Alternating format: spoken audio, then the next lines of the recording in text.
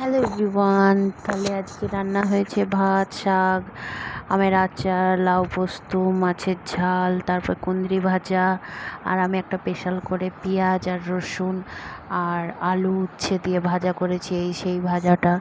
তো আজকের রেসিপিটা কেমন লাগলো জানিও।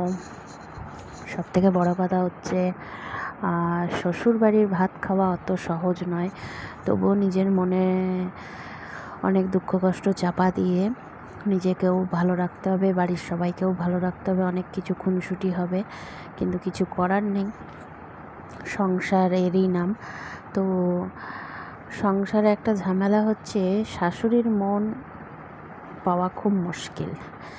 এক কারণ, শাশুড়ি বলবে এসি লাগিয়েছ যখন, ছেলের বউয়ের সঙ্গেই ঘুমাবো। এসি যখন আছে তার জন্য কোনো কিছু কম্প্রোমাইজ হবে না, মানে খাবেও তোমার, আবার ভাঙবেও তোমার দাঁতের গোড়া, এই রকম পরিস্থিতি। আর সবথেকে বজ্জাত নষ্ট যদি কেউ হয়ে থাকে সেটা হয় বড় বৌমা। কেননা বড় বৌমাও ভালো না, বড় বৌমা শিক্ষা দীক্ষা পায়নি তার মায়ের কাছ থেকে। বড় বৌমা খুব খারাপ, বড় বৌমা এসিতে শুতে দেয়, তাই জন্য বড় বৌমা খারাপ। বড় বৌমার সমস্ত দুঃখ কষ্ট দেখে সমস্ত কাজ করে দেয়, কোনো কাজ করতে দেয় না।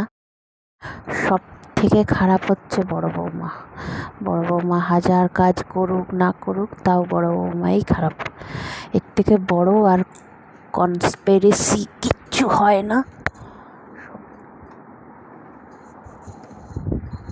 সবথেকে বড় বদমাস শয়তান হচ্ছে বড় বৌমা।